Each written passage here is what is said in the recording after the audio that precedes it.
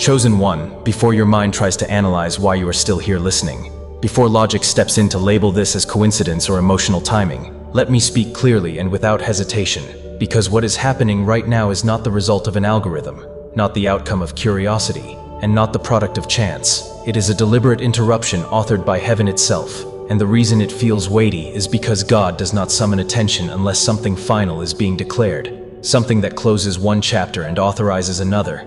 And heaven is speaking now with urgency because the season you survived has reached its appointed end, not gradually, not eventually, but decisively.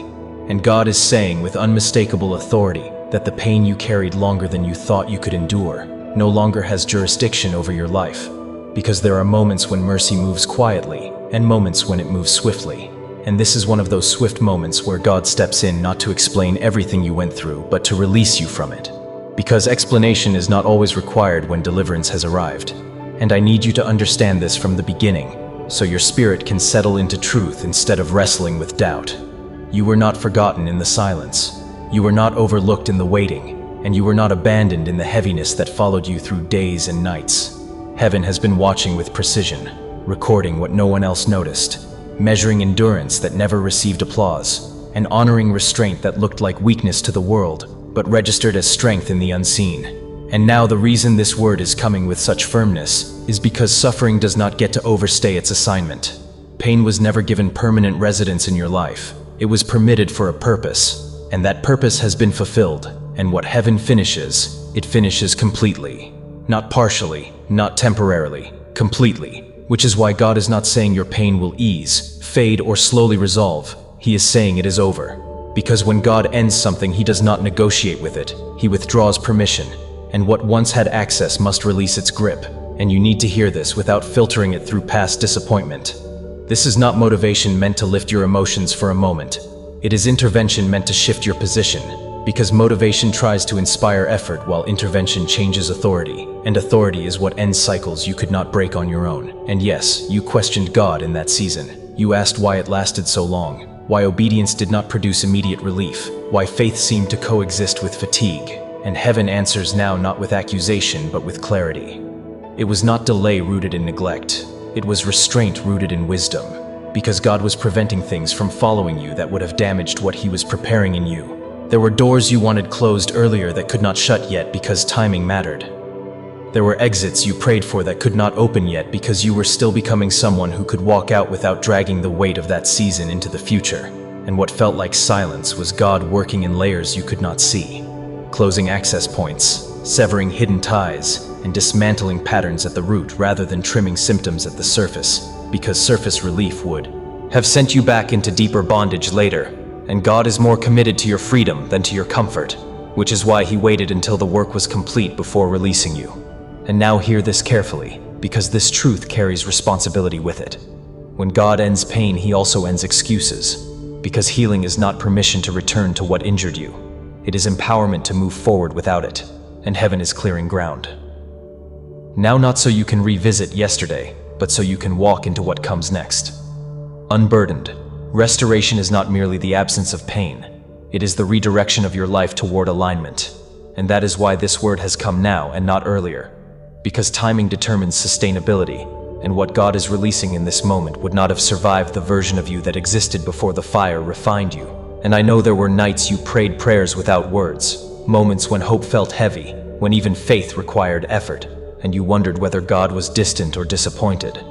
But let me dismantle that lie completely. God was not displeased with you. He was present with you. And the delay was not punishment.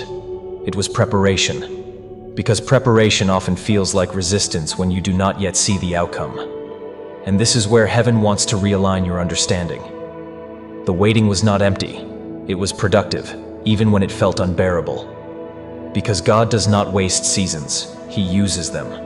And what you endured was shaping capacity inside you, strengthening discernment, and building spiritual authority that cannot be learned in ease. And now God speaks because you are ready. Ready to hear what would have confused you before. Ready to carry what would have overwhelmed you in an earlier season, ready to steward what he is about to entrust to you. And let me say this with gentleness and truth. God did not enjoy your suffering. He was never pleased by your tears, and he was not indifferent to the confusion you carried silently. But he is redemptive. which means he does not allow pain to be meaningless. He redeems it, not because pain is good, but because God is good, even when pain exists. And what was meant to crush you was repurposed to deepen you. What was meant to weaken you, refined you, and what was meant to end you, clarified you. And the principle heaven operates by has never changed. Suffering has an expiration date. It was never designed to become your identity. And joy is not a vague hope, but a scheduled arrival, because God sets boundaries around darkness and limits around endurance. And no night, no matter how long it feels, has authority to cancel what God has already ordained. And the truth you must anchor yourself in now is this: the season that wounded you no longer has a voice in your future. It does not get to narrate what comes next. It does not get to define your expectations, and it does not get to shape your decisions anymore, because its assignment is complete. And anything that tries to remain beyond its permission becomes a thief, stealing clarity, peace, and momentum. And God does not tolerate thieves in the lives of those he is transitioning forward. And this is where relief begins to settle if you let it, because there were battles you tried to walk away from and could not. Cycles that resisted prayer, effort, and obedience. Patterns that seemed to restart just when you thought they were over. And the reason this happened was not because an authority is released by God, not manufactured by human strength, which is why Scripture declares that the Lord himself fights for you while you remain still, not passive, but positioned. Because stillness is not inactivity, it is surrender of control. And now God is stepping into spaces where your strength reached its limit, finishing what you could not finish, removing what you could not break, and redeeming what you survived. And this matters because what is being released now is hope rooted in truth, not hype driven by emotion. And hope is different. Hope does not deny pain. It does not rush healing, and it does not pretend everything is fine. Hope anchors the soul while the picture is still forming, and it trusts God even when answers are incomplete. And the reason heaven is emphasizing this is because what is about to replace pain is not chaos. It is clarity, not confusion, but direction. Because revelation implies something already existed before it became visible, which means God was working even when you could not see progress. And hidden seasons do not cancel destiny. They prepare it. And your story was never meant to conclude in struggle. Struggle was a chapter, not the ending. And what you are stepping into now will reframe everything you walked through. Because pain teaches if you allow it to. It reveals what matters, exposes what does not, and strips away dependence on anything that cannot sustain you. And you learned endurance, discernment, and how to stand when nothing supported you but God. And that strength did not disappear, it matured. But now hear this shift. Pain does not get to keep teaching once the lesson is complete. And the reason peace is beginning to surface quietly is because victory does not always announce itself loudly. Sometimes it arrives as rest, as clarity, as the absence of striving. And that is how you will recognize this transition. Not through spectacle, but through settlement. A settling in your spirit, a loosening in your chest, a quiet confidence returning to your thoughts. And this peace is not fragile or circumstantial. It is given, intentional, and lasting. And it is proof that the battle is ending. Because when striving stops, authority has shifted, and what once fought you is losing its grip. And let this truth go deeper than emotion into conviction. Your pain is over, not forgotten, but no longer in control. Not erased, but stripped of power. And you are not standing at the end of something. You are standing at the threshold of what comes next. And heaven never lost sight of you, even when you lost sight of yourself. And what tried to bury you became the ground where strength grew. Pressure produced endurance. Tears watered unseen growth, and nothing was wasted. And now walk forward without fear, without shame, without dragging old versions of yourself into a new season. Because you are not limping into the future. You are walking with wisdom forged in survival, and what protected you in the storm will guide you in the calm. And what comes next will make sense of everything you endured.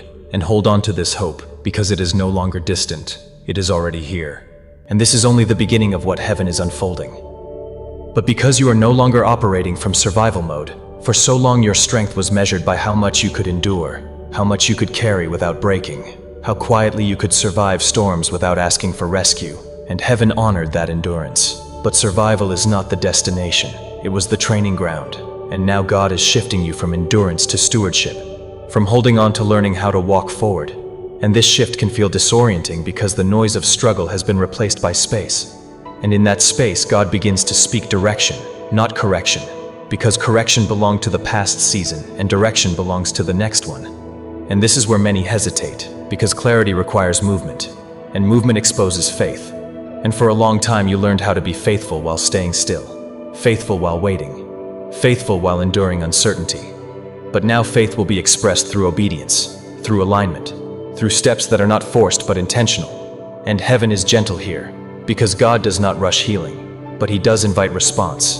And what He is inviting you into now is not pressure but participation. Because freedom is not passive, it is practiced, and peace must be protected once it is restored. And this is why discernment becomes essential in this next phase. Because not everything that feels familiar is safe, and not everything that is loud is aligned. And God is sharpening your ability to sense what drains you and what strengthens you, what belongs in your future and what was only meant for your past. And you may notice this shift subtly. Conversations that once felt normal may now feel heavy. Environments that once energized you may now feel misaligned. And this is not rejection. It is refinement, because your inner world has changed. And what no longer fits is being revealed, not to confuse you but to free you. And do not misinterpret this discomfort as instability. It is discernment awakening. Because when God prepares to elevate clarity, He reduces tolerance for confusion. And when He prepares to increase peace, He reduces your capacity to coexist with chaos. And this is mercy, not loss. Because everything God removes is replaced with something that sustains. And what He replaces pain with is purpose. But purpose does not always arrive as a loud calling. Sometimes it arrives as a quiet conviction, a gentle pull toward alignment, a growing unwillingness to live disconnected from truth. And this is where responsibility deepens. Because healed people must choose differently. And God trusts you with this choice because the fire refined you. And now your decisions carry more weight. Not because you are under pressure, but because you are under assignment. And assignment brings focus, and focus brings clarity, and clarity brings peace. And this is why your inner world is settling, even as your outer world begins to shift.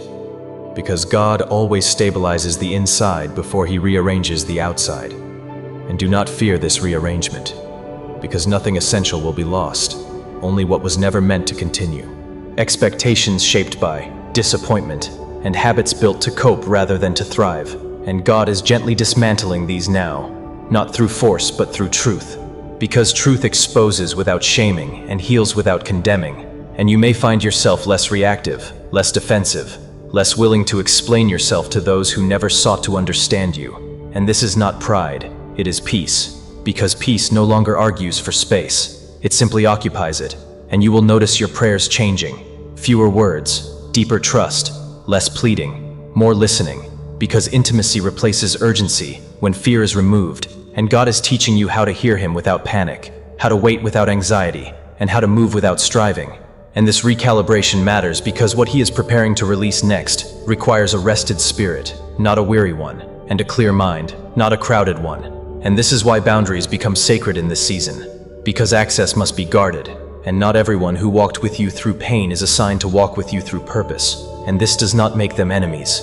It simply acknowledges seasons change, and honoring seasons prevents unnecessary wounds. And God is giving you wisdom to release without resentment, to bless without attachment, and to move forward without guilt. And this is freedom in its truest form. And as this freedom settles, confidence will rise, not loud or performative, but grounded, quiet and steady. Because confidence rooted in survival is defensive, but confidence rooted in identity is secure. And your identity is being restored beyond what pain distorted. You are no longer defined by what you endured, but by who you became through it. And that person carries depth, empathy, discernment, and spiritual authority that cannot be taught, only earned through fire. And God honors this authority by entrusting you with peace, with influence, and with direction. And do not rush to label what comes next. Allow it to unfold. Because unfolding allows sustainability, and sustainability is what heaven prioritizes. Because temporary breakthroughs are not the goal. Lasting alignment is, and what is aligning now will remain, and what remains will produce fruit, not strain. And you will recognize this fruit by how it brings life, not pressure, expansion, not exhaustion. And as this chapter continues to unfold, you will find yourself no longer asking why pain happened, but understanding how it prepared you. And that understanding will not reopen wounds. It will close them, because comprehension brings closure, and closure brings peace. And peace allows forward movement, And this movement is not rushed, it is guided, step by step, moment by moment. Because God is not pulling you ahead, He is walking with you. And the same presence that held you in the storm is now leading you in the calm. And this continuity is intentional, because God does not change mid-story, only seasons do. And as you continue forward, you will realize that what once threatened to break you has become the very foundation that now supports you. And this is how redemption completes its work, quietly, thoroughly, and permanently.